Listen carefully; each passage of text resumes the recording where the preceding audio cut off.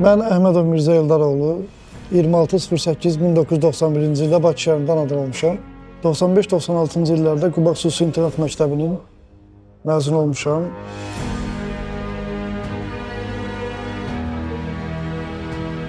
Mən bu internetdə oxuduğum müddətdən arzum idi ki, mən hərbiçi olam, ya Daxili İşlər Nazirliyinin əməkdaşı olam, polis olam.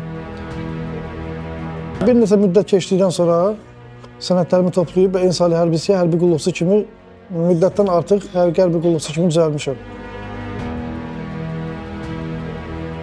27-si bizə həyəcan siqnal gələrkən biz Füzuli istiqamətindən, Füzuli, Xocavənd, Cəbrayıl istiqamətindən başlayaraq bizim döyüşlərimiz gecə saat 2-3 radələri idi.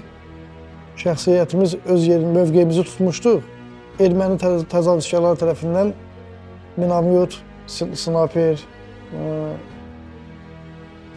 onlara məruz qaldıq. Mən yaralandım. Sağ tərəf ayağımdır, sol tərəf kürəyimdir, sağ tərəf baldırımdır. Qəlpə deşikləridir. Özüm kəllə beyin travması almışam.